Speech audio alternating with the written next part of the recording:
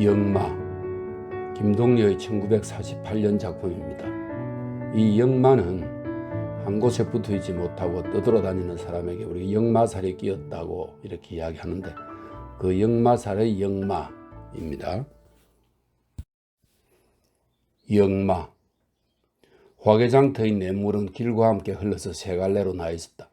한 줄기는 전라도 구례 쪽에서 오고 한 줄기는 경상도 쪽 화개협에서 흘러내려 여기서 합쳐서 푸른 산과 검은 고목 그림자를 거꾸로 비치인 채 호수같이 조용히 돌아 경상 전라 양도의 경계를 그어주며 다시 남으로 흘러내린 것이 섬진강 본류였다. 하동, 구례, 쌍계사의 세 갈래 길목이라 오고 가는 나그네로 하여 화개장터엔 장날이 아니라도 언제나 흥성거리는 날이 많았다. 지리산 들어가는 길이 고래로 허다하지만 쌍계사 세이암의 화개협 시오리를 끼고 앉은 화개장터 이름이 높았다. 경상 전라 양도 접경이 한두 군데 일리 없지만 또한 이 화개장터를 두고 일렀다. 장날이면 지리산 화전민들의 더덕, 도라지, 두릅, 고사리들이 화개골에서 내려오고 전라도 황하장수들의 시일, 바늘, 명경, 가위, 허리끈, 주머니끈, 쪽집게, 골백분들이 또한 구례길에서 넘어오고 하동길에서는 섬진강 하류의 해물장수들이 김, 미역, 청강, 명태, 자방고기, 자방고등어들이 올라오곤 하여 산이 엎치고는 꽤 성한장이 서는 것이기도 했으나 그러나 화개장터 이름은 장으로 하여서만 있는 것이 아니었다. 장이 서지 않는 날일지라도 인근 고을 사람들에게 그곳이 그렇게 언제나 그리운 것은 장터 위에서 화개골로 뻗쳐 앉은 주막마다 유달리 맑고 시원한 막걸리와 펄펄 살아뛰는 물고기의 회를 먹을 수 있기 때문인지도 몰랐다. 주막 앞에 늘어선 능수받을 가지 사이사이로 사철 흘러나오는 그 한많고 멋들어진 춘향과 판소리 육자배기들이 있기 때문인지도 몰랐다. 게다가 가끔 전라도 지방에서 꾸며 나오는 남사당, 여사당, 협률, 창극 광대들이 마지막 연습 겸 첫 공연으로 여기서 을에 제주와 신명을 떨고서야 경상도로 넘어간다는 한각 관습과 전례가 화개장터 이름을 더욱 높이고 그립게 하는 것인지도 몰랐다. 가운데도 옥환의 주막은 술맛이 유달리 좋고 값이 싸고 안주인 즉 옥화의 인심이 후하다 하여 화개장터에서는 가장 이름이 덜 난 주막이었다. 얼마 전에 그 어머니가 죽고 총각 아들 하나와 단 두 식구만으로 안주인 옥화가 돌아오길 망연한 남편을 기다리며 살아간다는 것이라 하여 그들은 서로 호의와 동정을 기울이는 것인지도 몰랐다. 혹 노자가 딸린다거나 행장이 불비할 때 그들은 을에 옥환의 주막을 찾았다. 나 이번에 경상도에서 돌아올 때 함께 회개하지라오. 그들은 예사로 이렇게들 말하곤 하였다. 늘어진 버드가지가 강물에 씻기우고 저녁 노래 언어가 번뜩이고 하는 여름철 석양 무렵이었다. 나의 예순도 훨씬 더 넘어가는 늙은 최장수 하나가 쳇바퀴와 바닷감들을 어깨에 걸머진 채 손에는 지팡이와 부채를 들고 옥환의 주막을 찾아왔다. 바로 그 뒤에는 나이 15살쯤 나 배에는 몸매가 호리호리한 소녀 하나가 조그만 보따리를 옆에 끼고 서 있었다. 그들은 무척 피곤해 보였다. 저 큰애기까지 두 분입니까? 옥화는 노인보다 큰애기의 얼굴을 바라보며 이렇게 물었다. 노인은 조용히 고개를 끄덕였다. 그날 밤 저녁상을 물린 뒤 노인은 옥화에게 인사를 청했다. 살기는 구례에 사는데 이번엔 경상도 쪽으로 벌이를 떠나온 길이라 하였다.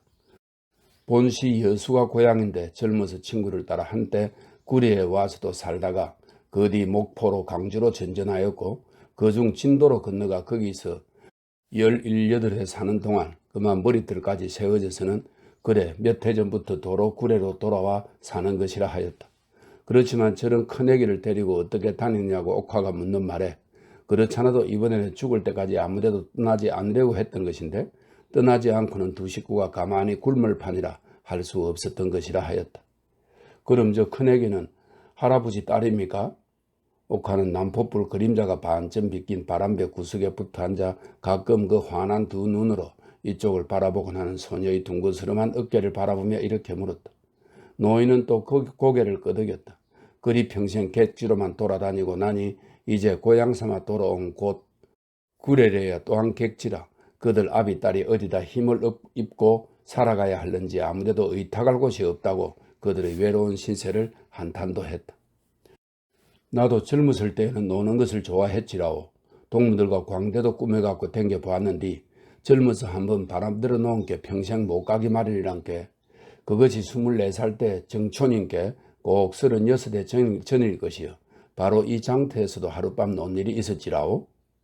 노인은 조용히 추억의 실마리를 더듬는 듯 방안을 두리번거리며 살펴보곤 하는 것이었다. 어휴, 참 오래전일세. 옥화는 잠옷 놀라운 신용이었다. 이튿날은 비가 왔다. 화개장날만 책전을 펴는 성기는 내일 장볼 준비도 할 겸 하루를 앞두고 절에서 마을로 내려오고 있었다. 쌍계사에서 화개장터까지는 시오리가 좋은 길이다 해도 굽이굽이 벌어진 물과 돌과 산엽의 장려한 풍경이 언제보다 그에게 길들미를 내지 않게 하였다. 처음엔 글을 배우러 간다고 할머니에게 손목을 끌리다시피 하여 간 곳이 절이었고 그 다음엔 손이 동무들의 사랑에 끌려다니다시피 쯤 하여 왔지만 이점 와서는 매일같이 듣는 북소리, 목탁소리 그리고 그 경을치게 해맑은 은행나무, 염주나무 이런 것까지 모두 실정이 났다. 당초부터 어디로 헐헐 가보거나 싶던 것이 소망이었지만 그러나 어디로 간다는 것 말만 들어도 당장에 두 눈이 시뻘개져서 역정을 내는 어머니였다. 서방이 있나 일가 친척이 있나 너 하나만 믿고 사는 인연의 팔자에 너도 잡밤낮 어디로 간다고만 하니 난 누굴 믿고 사냐? 어머니의 넋두리는 이제 귀에 못이 박일 정도였다. 이러한 어머니보다도 차라리 10살 때부터 절에 보내어 중지를 시켰으니 이제 역마살도 거진 다 풀려갈 것이라고 은근히 마음을 넣구시는 편이던 할머니는 성기가 세상 났을 때 보인 그의 사주에 시천력이 들었다 하여 한때는 얼마나 낙담을 했던 것인지도 모른다. 하동산다는 그 키가 나지막한 명주 치마저고를 입은 할머니가 혹시 갑자 얼축을 잘못 짚지 않았나 하여 큰절, 이 쌍계사를 가리킵니다. 큰절에 있는 어느 노장에게도 가 물어보고 지리산 속에서 돌을 닦아 나온다던 어떤 키 큰 영감에게도 다시 배워봤지만 시천역엔 조금도 요동이 없었다. 천성 제 애비 팔자를 따라가려는 게지. 할머니가 어머니를 좀 비꼬아하는 말이었으나 거기 깊은 원망이던 것도 아니었다. 그러나 이런 말엔 각별나게 신경을 쓰는 옥화는 부모 안 닮는 자식 없단다. 근본은 다 엄마 탓이지. 도리어 어머니에게 오금을 받고 들었다. 이년아, 애미한테 너무 오금 받지 마라. 남사당을 붙었음 너를 데리고 내가 그놈을 찾아갔냐? 너들을 찾아달라 성화를 댔냐? 그러나 36대 전에 꼭 하룻밤 놀다 갔다는 젊은 남사당의 진양조 가락에 반하여 옥화를 베게 된 할머니나 구름같이 떠돌아다니는 중과 인연을 맺어 성기를 가지게 된 옥화나 다같이 화개장터 주막에 태어났던 그녀들로서는 별로 누구를 원망할 턱도 없는 어미 딸이었다. 성기에게 역마살이 된 것은 어머니가 중서방을 정한 탓이요. 어머니가 중서방을 정한 것은 할머니가 당사당에게 반했던 때문이라면 성기의 역마운도 결국은 할머니가 장본이라. 이에 할머니는 성기에게 중지를 시켜서 살을 떼우려고도 서둘러 보았던 것이고 중질에서 못 닦은 살을 이번에는 옥화가 그에게 책장사라도 시켜서 풀어버리는 속셈인 것이었다. 성기로서도 불경보다는 암만 해도 이야기책에 끌리는 눈치요.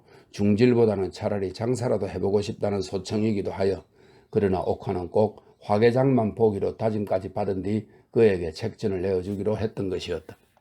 성기가 마루 앞 축대 위에 올라서는 것을 보자 옥화는 놀란 듯이 자리에서 일어나 앉으며 더운데 왜 인저사 내려오냐? 곁에 있던 수금과 부채를 집어 그에게 주었다. 지금까지 옥화에게 이야기책을 읽어 들려주고 있는 듯한 낯선 계집애는 책 읽던 것을 멈추고 얼굴을 들어 성기를 바라보았다. 갸름한 얼굴에 흰 자위, 검은 자위가 눈꽃같이 선연한 두 눈이었다. 순간 성기는 가슴이 지르르하며 갑자기 생기 띄어진 눈으로 집 앞에 늘어선 버들가지를 바라보았다. 얼마 뒤 계집애는 안으로 들어가고 옥화는 성기의 점심상을 차려들고 나와서 최장수 딸이다 하였다. 어머니도 즐거운 얼굴이었다. 최장수라니? 성기는 밥상을 받은 채 그러나 얼른 숟가락을 들지도 않고 그의 어머니 얼굴을 쳐다보았다. 굴에 산다더라. 이번에 어쩌면 하동으로 해서 진주 쪽으로 나가볼 참이라는데 어제 저녁에 화개골로 들어갔다. 그리고 저 딸아이는 그 최장수의 무남 동료인데 영감이 화개골 쪽으로 들어갔다 나와서 하동 쪽으로 나갈 때 데리고 가겠다고 하도 간청을 하기에 그동안 좀 맡아 있어 주기로 했다면서. 옥화는 성기의 눈치를 살피듯 그의 얼굴을 물끄러미 바라보았다. 화개골에서는 며칠이나 있겠다던고? 들어가보고 재미나면 지리산 쪽으로 깊이 들어가볼 눈치더라. 그리고 나서 옥화는 또 그래도 그런 사람의 딸같이는 안 되지 하였다. 계연이란 이름이었다. 성기는 잠자코 밥숟가락을 들었다. 그러나 밥은 반도 먹지 않고 상을 물러버렸다. 이튿날 성기가 책전에 있으려니까 그 최장수 딸이 그의 점심을 이고 왔다. 집에서 장터까지래야 소리 지르면 들릴 만한 거리였지만 그래도 전날 늘 이고 다니던 상돌 엄마가 있을 터인데 이렇게 벌써 처녀티가 나는 남의 큰애기들어 이런 사환을 시켜 미안하다는 생각이 들었다. 그러나 정작 그녀 쪽에서는 그러한 빛도 없이 그 꽃송이같이 환한 두 눈에 웃음까지 담은 채 그 앞에 밥 함지를 공선설에 놓고는 떡과 엿과 참외들을 팔고 있는 음식점 쪽으로 곧장 눈을 팔고 있었다. 상돌 엄마는 어디 갔는디? 성기는 계연의 그 아리따운 두 눈에서 흥건한 즐거움을 가슴으로 깨달으며 그러나 고개는 엉뚱한 방향으로 돌린 채 차라리 거칠은 음성으로 이렇게 물었다. 손님이 마루에 가득 찼는데 상돌 엄마가 혼자서 바삐 서두니께 어머니가 지들어 갖고 가라 했어요. 그동안 그의 입을 열어 말하는 일이 없었던 계연은 성기가 묻는 말에 의외로 생경한 전라도 쪽 토음으로 이렇게 말했다. 그 갸냘프고 갸름한 어깨와 목하며 어디서 그렇게 힘차고 괄괄한 음성이 울려 나오는 것인지 알 수가 없었다. 한 줌이나 될 듯한 가느다란 허리와 호리호리한 몸매에 비하여 발달된 팔다리와 토실토실한 두 손등과 조그맣게 도톰한 입술을 가진 탓인지도 몰랐다. 계연아, 오빠 새순물 좀 놔드리라. 이튿날 아침에도 옥화는 상돌 엄마를 부엌에 둔 채 역시 계연에게 성기의 시중을 들게 하였다. 새순물을 놓는 일뿐 아니라 숭늉 그릇을 들고 다니는 것이나 밥상을 차려오는 것이나 수건을 찾아주는 것이나 성기에 따른 시중은 모조리 그녀로 하여금 들게 하였다. 그리고는 아이가 마음이 컴컴치 않고 인정이 있고 얄미운 데가 없어 옥화는 자랑삼아 이런 말을 하였다. 저희 아버지는 웬일인지 반억지 비슷하게 그저 곧장 나만 믿겠다고 아주 양딸처럼 나한테다 맡기고 싶은 눈치더라만.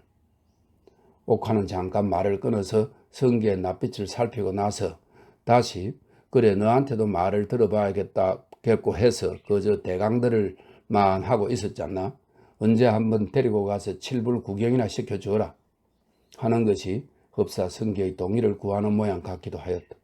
그리고 나서 옥화는 계연의 말을 옮겨 굴에 있는 저희 집이래야 굴의 읍에서 왜 따로 떨어진 무슨 상기석 밑에 이웃도 없이 있는 오막살이인가 보더라고 하였다. 그럼 살림은 어쩌고 나왔을까? 살림이래야 그까진 방문에 자물쇠 채워두면 그만 아니야. 하지만 그보다도 나그네 길에 데리고 나선 계연이가 걱정이지. 이러한 옥화의 말투로 보아서는 최장수 영감이 화개골에서 나오는 대로 계연을 아주 양딸로 정해둘 생각인 듯이도 보였다.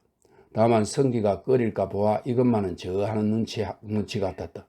지금까지 몇 번이나 옥화는 성기들의 장가를 들라고 권해서나 그는 응치 않았고 집에 술 파는 색시를 몇 차례나 두어도 보았지만 색시 쪽에서 간혹 성기에게 말썽을 내인 적은 있어도 성기가 색시에게 그러한 마음을 두는 일은 한 번도 있은 적이 없어 이러한 일들로 해서 이번에도 옥화는 그녀로 하여금 성기의 미움이나 받지 않게 할 양으로 그녀의 좋은 점만 이야기하는 듯한 눈치 같기도 하였다. 아랫집 실과 가게에서 성기가 집신 한 클레를 사들고 오려니까 옥화는 비죽이 웃는 얼굴로 막걸리 한 사발을 그에게 떠주며 오늘 날씨가 너무 덥지 않냐? 하였다. 술을 그럴 때 누구나 맛배기 떠주기를 잘하는 옥화였다. 계연이는 방에서 옷을 갈아입고 있었다. 계연아, 너도 빨리 나와. 목마를 텐데 미리 좀 마시고 가거라. 옥화는 방을 향해서도 이렇게 소리를 질렀다. 항나적삼에 가는 삼배 치마를 갈아입고 나오는 계연은 그 선연한 두 눈의 흰 자위 검은 자위로 인하여 물에 어린 한 송이 연꽃이 떠오르는 듯 하였다. 꼭 20여 전에 내가 입었던 거다. 옥화는 유감한 듯이 계연의 옷매피를 살펴주며 말했다. 어제 꺼내서 품을 좀 쥐어놨더니만 정성스레 맞는구나. 보기보단 품을 여간 많이 입지 않는다 이엔. 자 얼른 마시라. 오빠 있어 무슨 내외할 사이냐? 그러자 계연은 웃는 얼굴로 술잔을 받아들고 방으로 들어가 마시고 나오는 모양이었다. 성기는 먼저 수양부드나무 밑에 와서 새 신발에 물을 축이었다. 계연도 곧 뒤를 따라 나섰다. 어저께 성기가 칠부람까지 책값 수금 관계로 좀 다녀올 일이 있다고 했더니 옥화가 그러면 계연이도 며칠 전부터 산나물을 캐러 간다고 벼르는 중이고 또 칠부람 구경은 어차피 한번 시켜주어야 할 게고 하니 이왕이면 좀 데리고 가지 않겠느냐고 하였다. 성기는 가슴도 좀 뛰고 그래서 나무를 내가 어떻게 아느냐고 싫다고 했더니 너들은 누가 나무까지 캐라느냐고 앞에서 길만 끌어주면 되잖느냐고 우기어 기성한 어머니에게 성기는 더 항변을 못하고 말았던 것이다. 성기는 처음부터 큰 길을 버리고 사람이 잘 다니지 않는 숲을 속 산길을 돌아가기로 하였다. 원체가 지리산 밑이요 또 나무길도 본디부터 똑똑히 나있지 않는 곳이라 어려서부터 자라난 고장이라곤 하지만 울울한 숲을 속에서 성기는 몇 번이나 길을 잃은 채 헤매곤 하였다. 쳐다보면 위로는 하늘을 찌를 듯한 높은 산봉우리요 내려다보면 발 아래는 바다같이 부연 숲을 뿐 그 위에 흰 햇살만 물줄기처럼 내려 퍼붓고 있었다. 머루 달의 얼음은 이제 겨우 파랗게 메아리 쳐있고 가지마다 새빨간 복분자 오디는 오히려 철이 겨운 듯 한머리 까맣게 먹물이 돌았다. 성기는 제 손으로 다듬은 푸른 아가위 나무 가지로 앞에서 직등구를 헤쳐가며 가고 있는데 개연은 뒤에서 두릅을 꺾는다 딸기를 딴다 하며 자꾸 혼자 처지곤 하였다. 빨리 오지 않고 뭘 하나? 성기가 걸음을 멈추고 서서 나무라면 개연은 딸기를 따다 말고 두릅을 꺾다 말고 그 조그맣고 톱톱한 입술을 꼭 다물고는 뛰어오는 것인데 한참만 가다 보면 또 뒤에 떨어지곤 하였다. 아이고 머니 어쩔 거나. 갑자기 뒤에서 개연이가 소리를 질렀다. 돌아다 보니 떡갈나무 위에서 가지에 치맛자락이 걸려있다. 하필 떡갈나무에는 무엇하러 올라갔을까 하고 곁에가 쳐다보니 개연의 손이 닿을 만한 위치에 그 아래쪽 딸기나무 가지가 넘어와 있다. 딸기나무에는 가시가 있고 또 비탈에 있어 올라갈 수가 없으니까 그 딸기나무와 가지가 서로 얽힌 떡갈나무 쪽으로 올라간 모양이었다. 몸을 구부려 손으로 치맛자락을 벗기려면 간신히 잡고 서 있는 윗가지에서 손을 놓아야 하겠고 손을 놓았다가는 당장 나무에서 떨어질 형편이다. 나무 아래에서 쳐다보니 활짝 걷어 올려진 배타지 속에 정강마루가지를 채 가루지 못한 짤막한 배고이가 훤한 햇살을 받아 그 안의 뽀얀 것을 그대로 보여주고 있었다. 성기는 짚고 있던 생나무 지팡이로 치맛자락을 벗겨주려 하였으나 지팡이가 짧아서 그렇겠지만 제 자신도 모르게 지팡이의 끝은 개연의 그 발가스레하고 매초롬한 종아리만을 자꾸 건드리고 있었다. 아이 싫어. 남에서 떨어진단 게 개연은 소리를 질렀다. 게다가 마침 다람쥐란 놈까지 한 마리 달에 는출 위로 타고 와서 지금 막 개연이가 잡고 서 있는 떡갈나무 가지 위로 건너뛰리 하고 있다. 곧 떨어진단 게 그 막대로 저 다래미나 때려줬으면 좋겠는데. 개연은 배 아래를 그어진 햇살에 훤히 드러내인 채 있으면서도 달의 는출 위에서 이쪽을 건너다보고 그 요망스런 턱주가리를 쫑긋거리고 있는 다람쥐가 더 안타까운 모양으로 또 이렇게 소리를 질렀다. 요놈의 다래미가 성기는 같은 나무 밑퉁치에까지 올라가서야 겨우 개연의 치맛자락을 벗겨주고 그러고는 막대로 다시 조금 전에 다람쥐가 앉아있던 달의 는출로 한번 툭 쳤다. 그 소리에 놀랐는지 산비둘기 몇 마리가 푸드득하고 아래쪽 머루 는출 위로 날아갔다. 샘물이 있어야 썩었는데 개인은 치맛자락을 걷어올려 이마에 땀을 씻으며 이렇게 말했다. 모롱이를 돌아 새로운 산줄기를 탈 때마다 연방더 우악스러운 맷불이여 어두운 숲을 지나 환하게 열린 하늘을 볼 때마다 바다같이 질펀한 골짜기에 차있는 머루 달의 는출이여 딸기 칡의 햇덩굴이다. 산속으로 들어갈수록 여기저기서 난장판으로 뻐꾸기들은 울고 이따금씩 낄낄거리고 고를 건너가는 꽝 울음소리마저 야지의 가을벌레 소리 듣는 듯 심산을 더했다. 해는 그어진 하늘 한가운데를 돌아 바야흐로 머리에 불을 끼얹고 어두운 숲그늘 속에는 해삼 같은 시커먼 달팽이들이 허연 진물을 토한 채 땅에 붙어 늘어졌다. 햇살이 따갑고 땀이 흐르고 목이 마를수록 성기들은 자꾸 는출 속으로만 들짐승들처럼 파묻혔다. 나무 딸기, 덤불 딸기, 삼복숭아, 아가위, 오디 손에 닿는 대로 따서 연방 입에 가져가지만 입에 넣으면 눅 녹듯 녹아질 뿐 들쩍지근한 침을 삼키면 그만이었다. 간혹 이에 걸린다는 것이 아직 익지 않은 삼복숭아, 아가위 따위인데 딸리 녹은 침물로는 그 썩고 떫은 볼에까지 묻어졌다. 먹을수록 목이 마른 딸기를 개연은 그 새파란 삼복숭아 섞은 둥그런 칡 입으로 하나 가득 따서 성기에게 주었다. 성기는 두 손바닥 위에다 그것을 받아서는 고개를 수그려 물을 먹듯 입에 대어 먹었다. 먹고 난 칡입은 아무렇게나 등굴 위에 던져버린 채 등굴이 담뿍 감겨있던 달의 등굴 위에 비스듬히 등을 대고 누웠다. 계인은 두 번째 또 칡잎의 것을 성기에게 주었다. 성기는 성가신 듯이 그냥 비스듬히 누운 채 그것을 그대로 입에 들이부어 한 입 가득히 물고는 나머지를 그냥 넌출 위로 던졌다. 그리고 그는 곧 코를 골기 시작하였다. 세 번째 칡잎에다 딸기알 머루알을 골라놓은 계연은 그러나 성기가 어느덧 잠이 들었음을 보자 아까 성기가 하듯 하여 이번엔 제가 먹어치웠다. 참 잘도 잔단께 계연은 혼자말로 중얼거리며 자기도 달의 등굴에 등을 기대어 비스듬히 들어 누워 보았으나 곧 재채기가 났다. 목이 몹시 말랐다. 배도 고팠다. 갑자기 뻐꾸기 소리가 무서웠다. 등굴 속에는 샘물이 없는가? 계연은 등굴을 헤치고 한참 들어가다 문득 모가나무 가지에 이리저리 얽히고 주렁주렁 열린 얼음 등굴을 발견하였다. 이것이 익어 있음 썩었는데 계연은 이렇게 중얼거리며 아직도 파란 오이를 만지듯 단단하고 우들우들한 얼음을 제일 큰 놈으로만 3개를 골라 다 쥐었다. 그리하여 한나절 동안 무슨 열매든지 손에 닿는 대로 마구따 입에 넣고 나던 버릇으로 부지중 입에 가져가 한번 덥석 물어 떼었더니 이내 비릿하고 떡직스러한 풀 같은 것이 입에 하나 가득 끼었다. 아, 풋내나. 계연은 입안의 것을 뺏고 나서 성기 곁으로 갔다. 해는 벌써 점심때도 겨운 듯 갈증과 함께 시장기도 들었다. 일어나 샘물 찾아 가장께 계연은 성기의 어깨를 흔들었다. 성기는 눈을 떴다.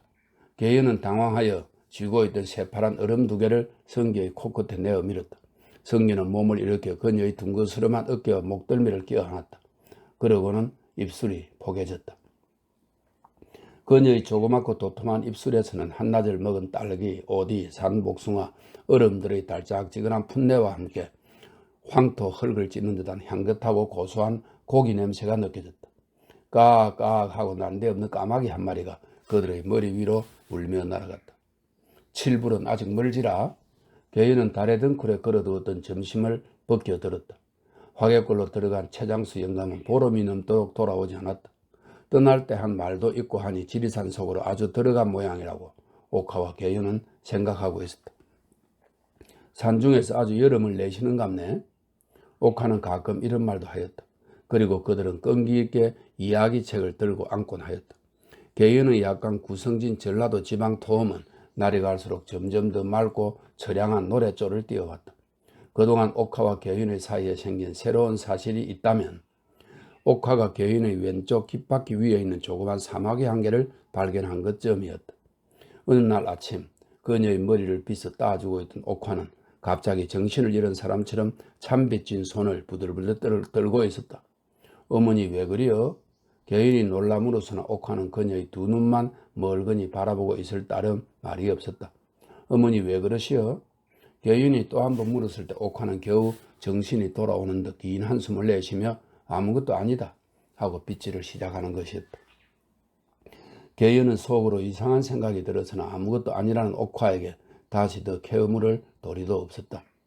이튿날 옥화는 악양에 볼 일이 좀 있어 다녀오겠다면서 아침 일찍이 머리를 빗고 떠났다.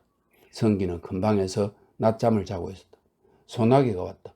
계연이가 밖에서 빨래를 걷어안고 들어오면서 어쩔 거나 어머니 비 만나시겠는디 하였다.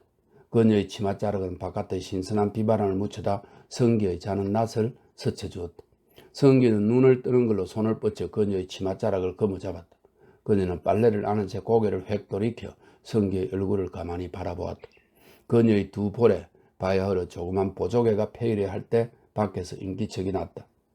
어머니 옷 다 젖었는디? 또 한 번 이렇게 말하며 계연은 마루로 나갔다. 성기는 어느덧 또 코를 골기 시작하였다. 성기가 다시 잠을 깨었을 때는 손님들이 마루에서 막걸리를 마시고 있었다. 계연은 그들의 치닥거리를 해주고 있는 모양으로 부엌에서 명태랑 풋고추밖엔 안주가 없는디 하고 소리가 났다. 나중 손님들이 돌아간 뒤 성기는 그녀들어 어머니 없을 땐 손님 받지 말라고 약간 불맨 소리로 이런 말을 하였다. 하지만 오늘 해 넘김 이 술은 쉬어질 것인데 그냥 두면 어머니 오셔서 화내시지 않을 것이오? 계연은 성기에게 타이르듯이 이렇게 말했다. 조금 뒤 그녀는 다시 웃는 낯으로 성기 곁에 다가서며 오빠 날 명경 하나만 사주시오. 동그란 놈이 꼭 한 개만 있었으면 썩었는디 하였다. 이튿날이 마침 장날이라 성기는 점심을 가지고 온 그녀에게 미리 사두었던 조그만 명경 하나와 찰떡을 꺼내주었다. 아이고 어머니, 명경과 찰떡을 보자 개인은 놀란 듯이 소리를 질렀다. 그녀는 그 꽃같은 두 눈에 웃음을 담뿍 담은 채 몇 번이나 명경을 들여다보곤 하더니 그것을 품속에 넣고는 성기가 점심을 먹고 있는 곁에 돌아앉아 어느덧 짝짝 소리까지 내며 찰떡을 먹고 있었다. 성기는 남이 보지 않게 전 앞에 사람 그림자가 얼씬할 때마다 자기의 몸을 이리저리 움직여서 그것을 가리워 주었다. 따는 떡뿐 아니라 참외고 복숭아고 여시고 육아고 일체 군것을 유달리 좋아하는 그녀의 성미인 듯 하였다. 집 앞으로 혹 참외장수나 엿장수가 지나가는 것을 보면 개연은 골무를 깃거나 바늘 결례를 붙이다 말고 튀어 일어나 그것들이 시야에서 사라질 때까지 멀거니 바라보며 섰곤 하였다. 한 번은 성기가 절에서 내려오려니까 어머니는 어디 가는지 눈에 띄지 않고 그녀만이 마루 끝에 걸쳐 앉은 채 이웃 주막의 논팡이 하나와 더불어 함께 참외를 먹고 있었다. 성기를 보자 좀 무안스러운 듯이 얼굴을 약간 붉히며 곧 일어나 반가운 표정을 지어 보였다. 아, 오빠. 그러나 성기는 그러한 그녀를 거들떠도 보지 않고 그대로 자기의 방으로만 들어가 버렸다. 개연은 먹던 참외도 마루 끝에 놓은 채 두 눈이 휘둥그레서 성기의 뒤를 따라왔다. 오빠 왜? 왜 그래요? 그러나 성기는 아무런 대꾸도 없었다. 그녀가 두 팔을 성기의 어깨 위에 얹어 그의 목을 그 안으로 했을 때 성기는 맹렬히 몸을 뒤틀어 그녀의 팔을 뿌리치고는 돌연히 미친 것처럼 뛰어들어 따귀를 때리기 시작하였다. 처음 그녀는 오빠 하고 찡그린 얼굴로 성기를 쳐다보며 두 손을 내어 밀어 그의 매질을 막으려 하였으나 두 차례 세 차례 철썩철썩하고 그의 손이 그녀의 얼굴에 와닿자 방구석에가 얼굴을 쿡 쳐박은 채 얼마든지 그의 매질에 몸을 맡기듯이 하고 있었다. 이튿날 장에 점심을 가지고 온 개연은 그 작고 도톰한 입술을 꼭 다문 채 말이 없었으나 그의 꽃같이 선연한 두 눈엔 어저께의 일에 깊은 적이도 원한도 품어있지 않는 듯 하였다. 그날 밤 그녀가 혼자 강가에 나와 있는 것을 보고 성기는 그녀의 뒤를 쫓아나갔다.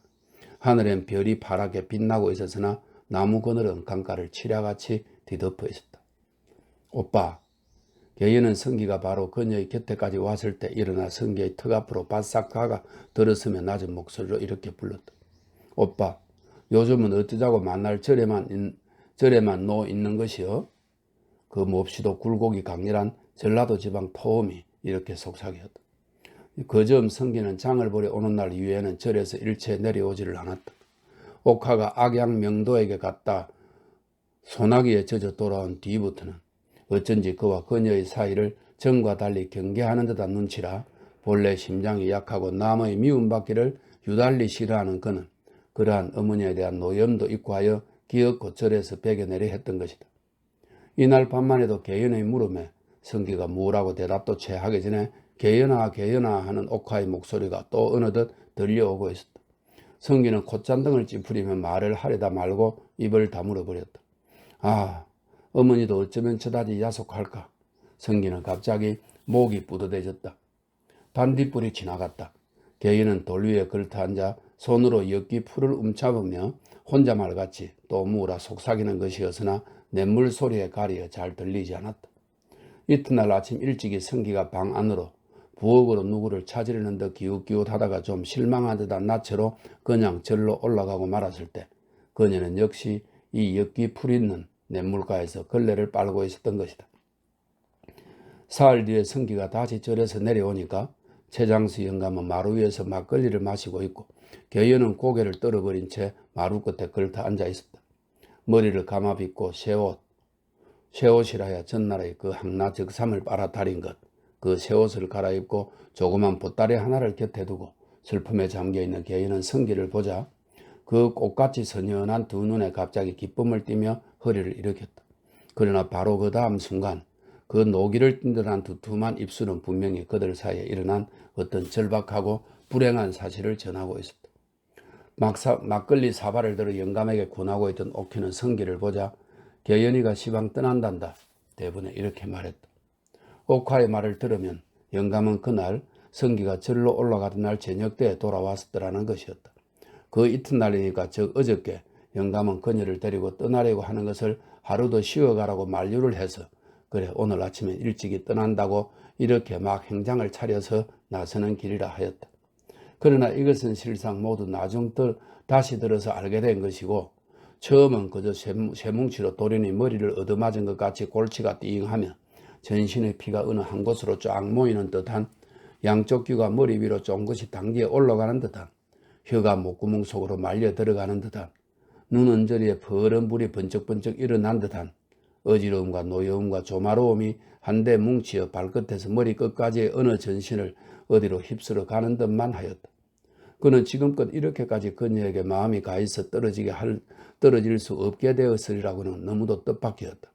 그것이 이제 영원히 헤어지려는 이 순간에 와서야 갑자기 심지에 불을 켜듯 확 타오를 마련이든가 하는 것이 자꾸만 꿈과 같았다. 자칫하면 체면도 염치도 다 놓고 엉엉 울음이 터질 것만 같이 목이 징징 우는 것을 그러는 중에도 이 얼굴을 어머니에게 보여서는 아니 된다는 의식에서 떨리는 입술을 깨물며 마루 끝에 궁둥이를 찝듯 털썩 앉아버렸다. 아들이 참 잘생겼어. 영감은 분명히 성기를 두고 하는 말인 모양이었다. 그러나 성기는 그쪽으로 고개를 돌려보지 않은 채 그들에게 무슨 적이나 품은 듯이 앉아있었다. 옥화는 그동안 또 성기에게 역시 그 최장수 영감의 이야기를 전해 들려주고 있는 모양이었다. 지리산 속에서 우연히 옛날 고향 친구의 아들이 된다는 낯선 젊은이 하나를 만났다. 그는 영감의 고향인 여수에서 큰 공장을 경영하는 실업가로 지리산 유람을 들어왔다가 이야기 끝에 우연히 서로 알게 되었다. 그는 영감에게 함께 고향으로 돌아가 살자고 했다. 영감은 문득 고향 생각도 날 겸 그 청년의 도움으로 어떻게 형편이 좀 필 것 같이도 생각되어 그를 따라 여수로 돌아가기로 결정을 하고 나오는 길이라. 옥화가 무엇라고 한참 하는 이야기는 대개 이러한 의미인 듯 하였으나 조마롭고 어지럽고 노여움으로 이미 두 귀가 멍멍하여진 그에게는 다만 불때처럼 무엇이 왕왕거릴 뿐 아무것도 분명히 들리지 않았다. 막걸리 맛이 어찌나 좋은지 배가 부르단께 그동안 마지막 술잔을 들이키고 난 영감은 부채와 지팡이를 집어들며 이렇게 말했다. 여수 쪽으로 가시게 되면 영영 못 보게 되겠구만요. 옥화도 영감을 따라 일어서며 이렇게 말했다. 사람 일을 누가 알간디 인연 있으면 또 볼 터이지. 영감은 커다란 미투리에 발을 끼며 말했다. 아가 잘 가거라. 옥화는 개연의 조그만 보따리에다 돈이 든 꽃주머니 하나를 정표로 넣어주며 하직을 하였다. 개연은 액을 하듯 호소하듯 한 붉은 두 눈으로 한참 동안 옥화의 얼굴을 쳐다보고만 있었다. 또 오너라. 옥화는 개연의 머리를 쓸어주며 다만 이렇게 말하였고 그러자 개연은 옥화의 가슴에다 얼굴을 묻으며 엉엉 소리를 내어 울기 시작하였다. 옥화가 그녀의 그 물결같이 흔들리는 둥그스름한 어깨를 쓸어주며 그만으로 아버지가 저기 기다리고 계신다 하는 음성도 이젠 아주 풀이 죽어 있었다. 그럼 편히 계세요? 영감은 옥화에게 하직을 하였다. 할아버지 거기 가보시고 살기 여의 참거든 여기 와서 우리하고 같이 삽시다. 옥화는 또 한 번 이렇게 당부하는 것이었다. 오빠 편히 사시오.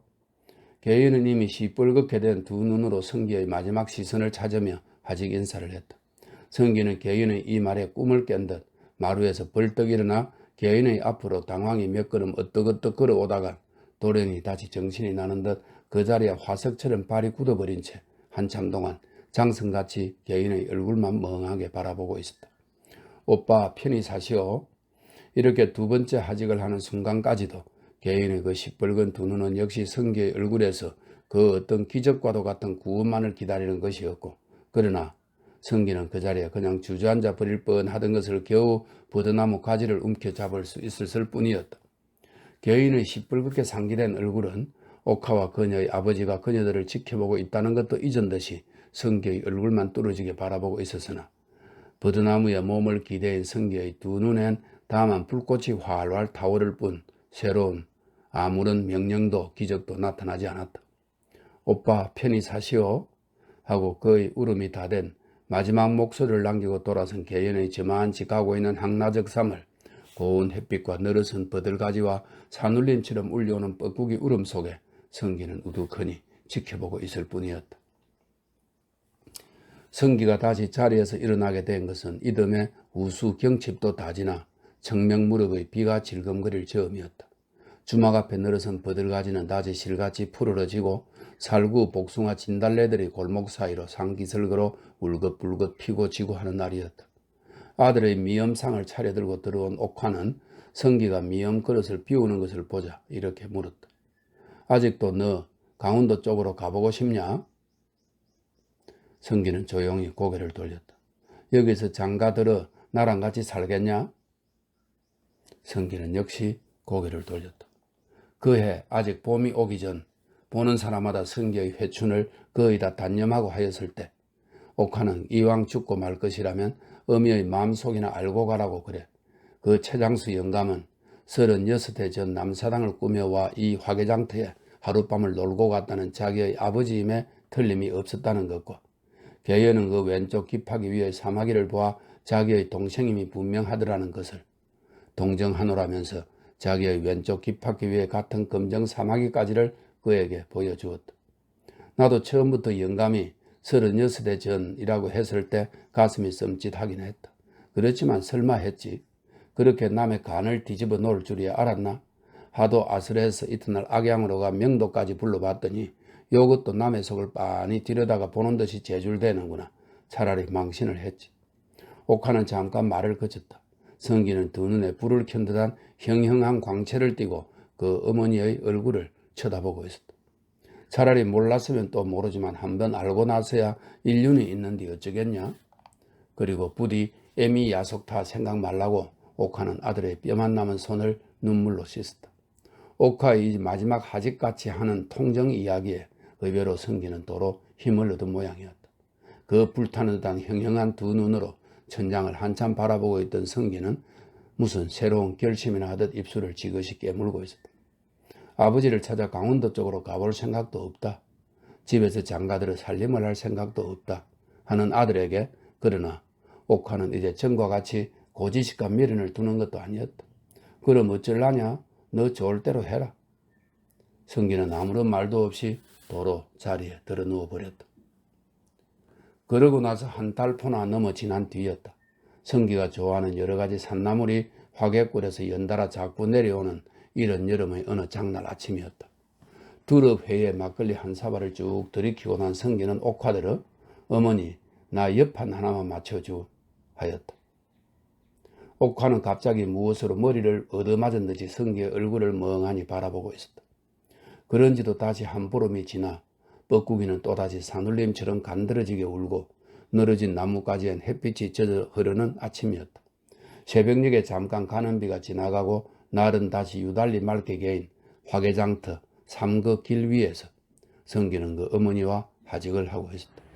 갈아입은 옥양목 고의적 삼에 명주 수건까지 머리에 질끈 동려 메고 난 성기는 새로 맞춘 새하얀 나무 옆판을 걸빵하게 느직하게 엉덩이 저음에다 걸었다. 윗목판에는 새하얀 가락엿이 반 넘어 들어있었고 아랫목판에는 팔다 남은 이야기책 몇 권과 간단한 박물이 좀 들어있었다. 그의 발 앞에는 물과 함께 갈리어 길도 세 갈래로 나 있었으나 화개골 쪽엔 처음부터 등을 지고 있었고 동남으로 난길은 하동, 서남으로 난길이 구례. 작년 이맘때도 지나 그녀가 울음 섞인 하직을 남기고 최장수 영감과 함께 건너간 산모퉁이 고갯길은 퍼붓는 햇빛 속에 지금도 하동 장터 위를 굽이 돌아 구례 쪽으로 향했으나 성기는 한참 뒤 몸을 돌렸다. 그리하여 그의 발은 구례 쪽을 등지고 하동 쪽을 향해 천천히 옮겨졌다. 한 걸음 한 걸음 이 발을 옮겨 놓을수록 그의 마음은 한결 가벼워지어 멀리 버드나무 사이에서 그의 뒷모양을 바라보고 서 있을 어머니의 주막이 그의 시야에서 완전히 사라져갈 무렵하여서는 육자배기 가락으로 제법 콧노래까지 흥얼거리며 가고 있는 것이었다.